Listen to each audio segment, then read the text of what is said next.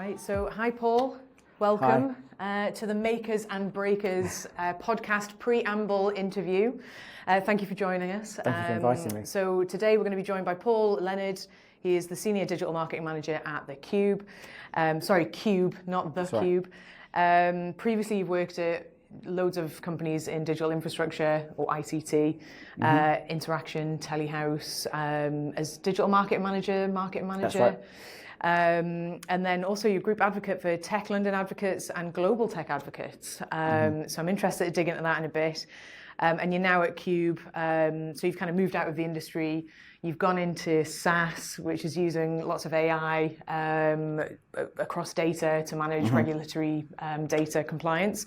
So I'm kind of keen to dig into that with you. I'd love to hear about, your transition from digital infrastructure into SaaS, Sure. how that's been, why you might have done it. Maybe you could start there, actually. Tell us, what made you move out in the first place and go to Cube? Yeah, sure. So essentially, having worked in the digital ICT space for a number of years, first at Telehouse, then Interaction, it's a really interesting market, and it does have a lot of attraction there in terms of the future of tech and the network kind of capabilities that will help drive new services.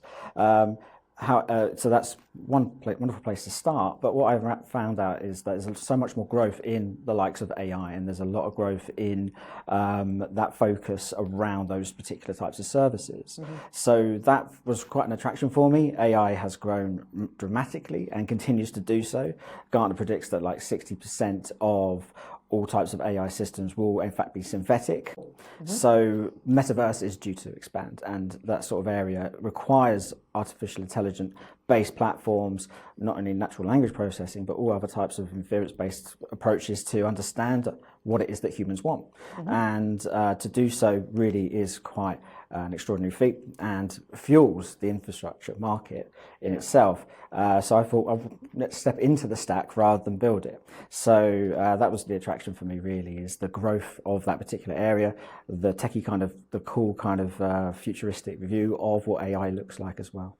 So moving out of digital infra into more of that SaaS that's kind of even feeding into that digital infrastructure space. Yeah. All right, so what is Cube doing then? Do you want to just give me a brief sort of overview of what's happening there as well? Yeah, certainly. So Cube is a RegTech, regulatory technology solution provider. Now what that means is essentially, as part of the GRC, we provide a solution for financial services that allows them to compile all of their regulatory needs and regulation services into one particular place. They have to abide by so many different regulators and issuing bodies. It just takes too much manpower. Just a lot to manage. A lot to manage, too much manpower to configure all that by themselves these days. Yeah. So what our tool does, using AI natural language processing, is it crawls the web, it crawls all the different types of issuing bodies out there that a company may need to review to stay compliant. And as a result, it compiles that data, press releases, social media, the actual issuing bodies themselves and the actual types themselves, and compiles that neatly into a dashboard and makes it much more manageable for the likes of a large corporate bank to be actually able to stay compliant and therefore look after their particular services to market, go to market as well in new markets, and stay compliant within those different areas, different jurisdictions that matter to their growth strategy. Okay. I mean, that sounds like a hell of a data challenge, especially with, I would imagine, multilingual stuff, or are you kind of mostly dealing with data that's in English, or how is that? Interesting question. So the actual language processing part of the AI system translates 80 different languages into English. So it covers all jurisdictions globally. We're the only company to do that, and therefore it is a fantastic enterprise platform that's very, very suitable for the likes of the largest financial service providers. And of course, we can break that down into modules for smaller fintech and growing firms as well. Yeah, and you've got some massive banks that you're working with. Is it just the financial sector that this kind of uses this software? Or? Yeah, at the moment it's financial focused, but we are starting to see a growth area into large corporate environments as well. The likes of, so we say the largest tech industry names out there, they are starting to approach us needing regulatory change management systems as well.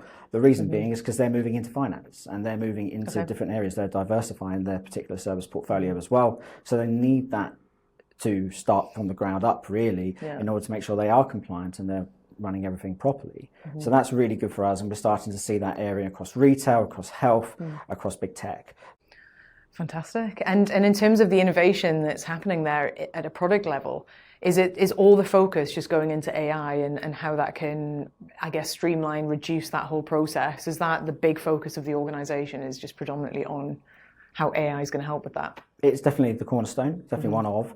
The big focus, being natural language processing, finding ways in which new AI algorithms can actually make our lives even easier, even though it's already compiled most of the activity, using other areas like reg summary and underline, which allows you to actually see the very specific detail of updates with regulations, are really important as well. That enables us to make sure that the companies that we work with, the customers that we work with, are right on the point, right on the pulse of real-time changes with regulation, so they can continue to stay up to date with everything that's going on. So AI is the cornerstone of activity. Yeah, fantastic. And you mentioned that there was some kind of movement into digital infrastructure with that, or was that just supporting the tech itself? How is that involved? So the actual infrastructure is based on ICT environments and data centers. Of course, we use the cloud as well. Great. So now you've moved sort of from digital infrastructure, ICT sort of area into more SaaS. You're dealing with all this kind of AI technology. In terms of how you market that, what are the key differences that you've noticed in terms of how you would promote a data center, for example, how you would divide your audience, do your audience segmentation, all your B2B kind of strategies for that? And how is that? Have you seen a significant difference with that, with how you're now approaching it for this product and company and a software as a service company, essentially? Yeah, there is difference. You've gone from hardware to something that's not actually tangible, which is really, really quite difficult initially to grasp. And what you then need to do is obviously look again at your competitors. You need to look at what their particular profiles are, what their key USPs are as well. So the fundamentals stay the same, but it's actually the way in which you deliver the product and deliver the service in across marketing channels is different. So essentially, it's not about racks and power per rack and the space within the data center any longer, and the carriers and number of networks that are in there. It's actually more about the more jurisdictions, the APIs that we have that are able to be connecting into the software itself as well. That's really important. And of course, I'm looking to make sure that we have that global coverage, the language translation efforts as well, which aren't just based on rudimentary kind of tools that are out there. It's actually advanced tools that we have within the system itself. So we have what's known as a truly agnostic, truly diverse platform. So those are the core USPs that Cube has, and that's what enables us to do what we need to do. So in terms of like the marketing strategies that you would use, are you still kind of using a lot of account-based marketing approaches? What kinds of marketing strategies are kind of your go-to now versus what you would have done? And how is that? How is that different? Are you using different approaches now that you're in SaaS? Definitely, yeah. So ABM has become just kind of fundamental. Before, we always had you have your kind of like target list of accounts that you'd like to review and look into. But now the tool and the tech stack is far more rich in regards to who you can actually start to target. So everything from looking at who you want to start to target first, where you think your sweet spot is, by analyzing your current base is really important. So you understand where you're currently winning most of your deals. That's pipeline analysis as well, which comes in the form of dashboards through your CRM. But also there's the capabilities of using other types of your ESPs, your HubSpots, and other types of email automation tools. That is really important, so you can assess the effectiveness of your current marketing communications. But that's just one area of it. But actually, once you understand who you're targeting, you need to know who has intent to actually buy your product. There's the famous quote of 95% of your audience isn't in market and only 5% is. So knowing who's actually doing the searching for particular keywords around your service is imperative.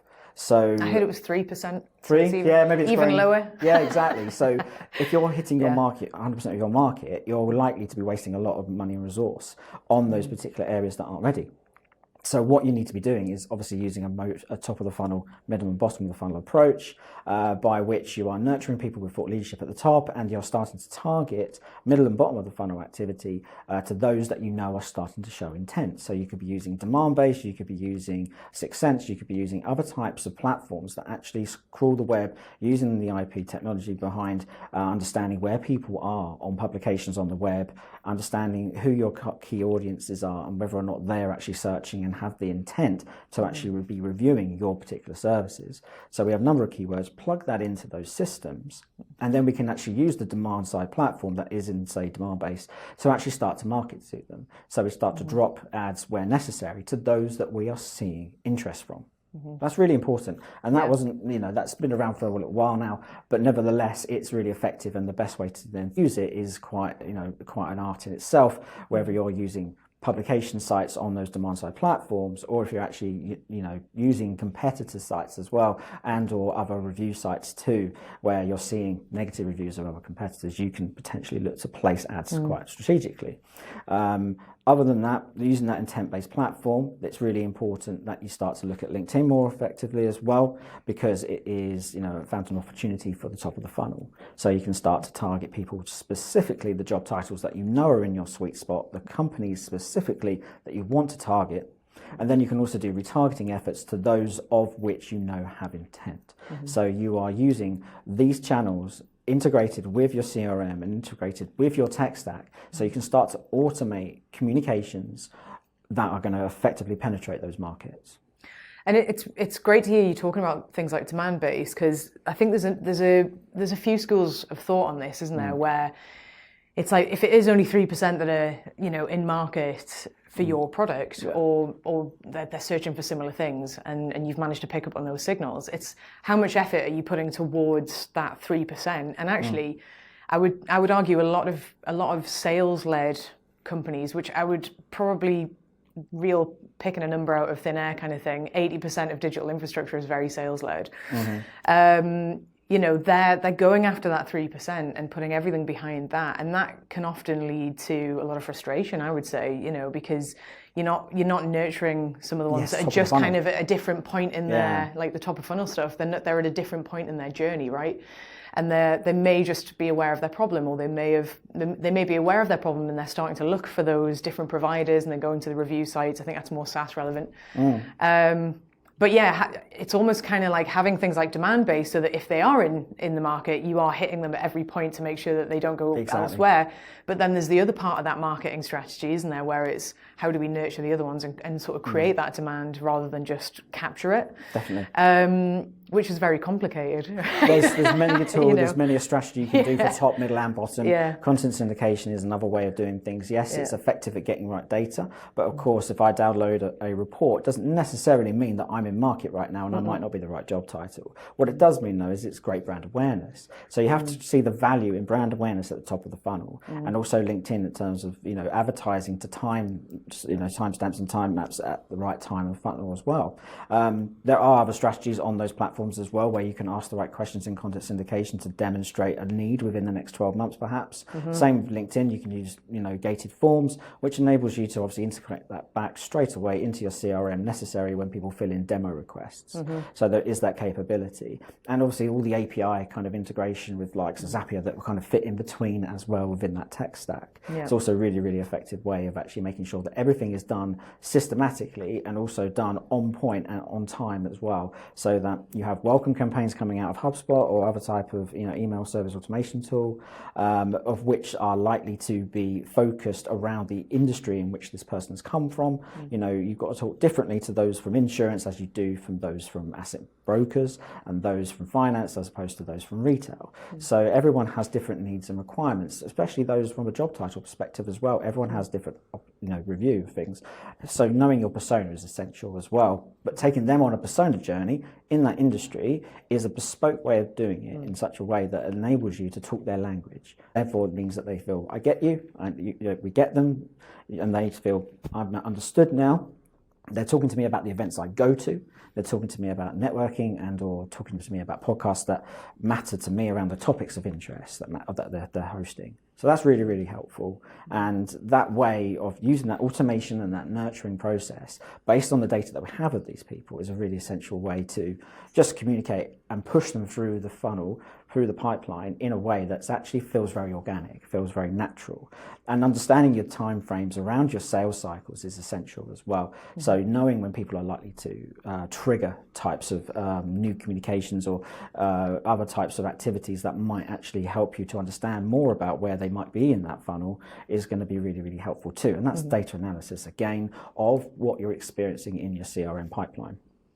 Yeah, and the fact that you're touching on ICPs, that persona, as well as the vertical that they belong to, so you kind of, I guess in the marketing, the messaging, you've got those two things to consider. Yeah. If you're doing specific campaigns to a vertical or a different persona, and you might have a same persona that's got the same challenges that crosses different verticals, and then you're like, which message do I choose here? Yeah. Which is kind of complicated. But I think that's it. Like you say, it's just having all those kind of mechanics running, right? Yeah. And being able to see where the intent is, but also nurture from top to bottom of the funnel. It's a big task. It's a huge task. Yeah. And you have to make a tech stack that works to that focus. So you have to have the expertise to run a number of different platforms. You need other tools that are talking to other tools to make sure that they trigger appropriately at the right time. And building out that tech stack in such a way that it kind of tailors to those needs of the individual user that you're trying to target, the personas you're trying to target. Yeah. So, because I know you're a big fan of AI and all the sort of new tech that's coming through. How are you using that now within the marketing strategies, not just as part of Cube, but in terms of managing that whole scenario we've just painted? Have you found new ways to use AI within that? Any tips for anyone? So essentially what I would say is in regards to the AI that we're working on at the moment and the way in which we're trying to leverage things through intent at the moment and trying to understand where with intent our core market is reviewing at the moment and when they're most likely to come through. So scoring that, understanding the IP address analysis where we can compile different data sets to one another. So using Power BI and other types of tools like that are really good at crunching data and really good at crunching the analytics behind it. So HubSpot and other tools like Pardot as well have other types of algorithm AI systems which spell out what campaigns are working for you based on click-through rate, based on other types of vanity analytics, but also based on revenue and kind of like IRR. Now that's really, really good stuff to know because what that enables you to do is where to hedge your bets, where your budget should be placed based on the return investment you're seeing across Last Touch. But of course, Last Touch is just one very small snapshot of where a lead has come from. So the attribution model analytics as well, the AI behind analytics around attribution modeling is becoming essential. So working with the likes of other tools like Dream Data, amongst others, are really, really essential to understand what sort of, shall we call it, journey people have gone on from start to finish. People may have come from an email originally, but they've had multiple kind of connections and touch points across LinkedIn, across Google search, organic, other types of blog content and thought leadership. But finally, they come back to you based on a paid ad at the very end that gets all the credit, which is not fair because all of that hard work that came from email copywriting, thought leadership as well, doesn't get what it needs at Last Touch. So the attribution model on a linear touch is really, really important.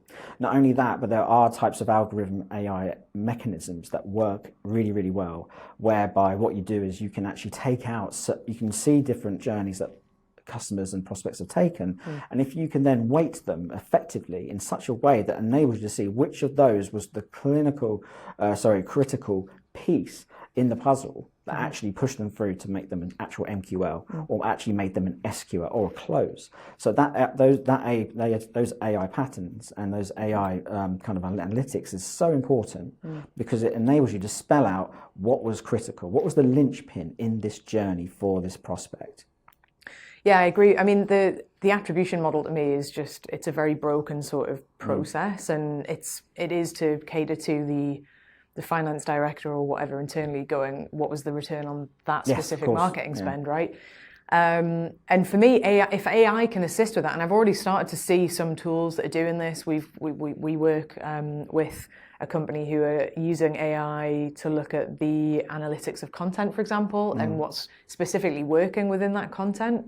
to attribute not only to an asset or a piece of content, but actually specifically what the quality and the content within that asset, to then sort of, again, double down on those things, because it's all about where you then put your bets, right? Yeah, we know this as marketing people. It's nothing's guaranteed. You just put your best intelligent guesses on things and go, let's go experiment and see how we can get the most out of our strategy that we, through our experience know is going to work in some way or form, but we just need to go and weigh and test. And I think that the AI for attribution, I'm kind of waiting to see what happens with that, or support someone building it. Hopefully that would be great. Yeah, exactly. Because it needs to be done, right? It would be a lot easier, and then you can kind of fulfill the needs of the internal stakeholders that you're trying to manage. If it's boards going, how much was that, and how much did you get back from it? Need to know. It's why even I remember it used to be events. Events were always a difficult one to measure, because people would go to 10 different events, and it was only the last event that they actually signed the deal, but they've met that client. Yes, exactly. 10 different events, and now it's kind of digital, right? It's content.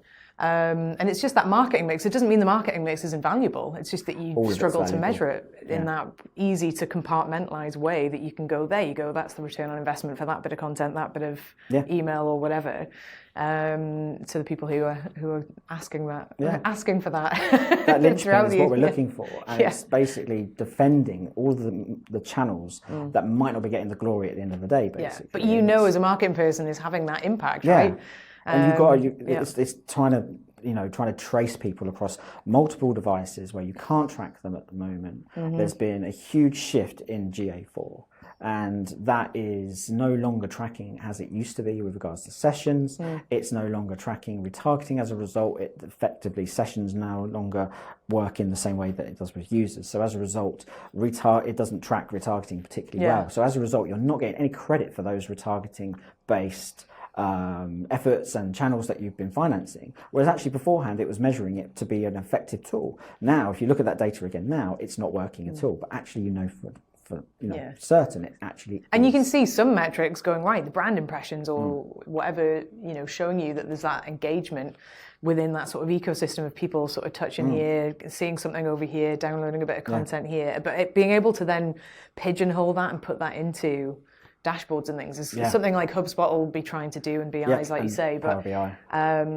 but it is a challenge to do that and to put the right weightings on things if you're then going to put a number on it, right? Yes, exactly. You have to. That's the only way things can be actually explained in such a way that's got the gravity to understand where things are coming from and actually where the impact is coming from top, middle and bottom. There's also the need for potentially what's known as the SAL, which is the accepted lead as opposed to qualified. So that type of the process is still ongoing. Like people are obviously, there's the echo of the death of the MQL, which is, an understandable argument to the point where obviously sales know exactly what they're looking for, but it's the job of the marketers to make sure that it's nurtured to a degree where they are ripe leads that are ready to go through. So it's really more, in my opinion, it's more about the quality of the MQL that goes through based on the parameters that you're setting yourself around budget, stakeholders, and of course need and desire, as well as also the right fit for the product that you're selling.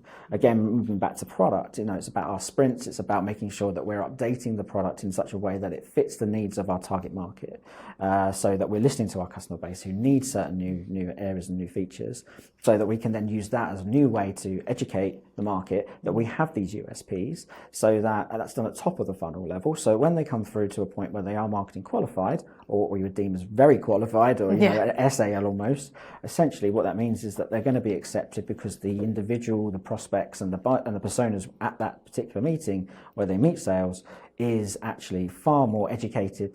They've done their research. We all know that it's about 70-80% do research before they reach out to their preferred suppliers. So we want them to be as educated as possible on what is quite, for us, Cube, quite a large product. And as a result, by educating them as much as we can do, it creates better conversion rate, which is essential for our KPIs. And also it then allows us to understand what channels can be used to educate in the first place. So that top of the funnel is very, very important.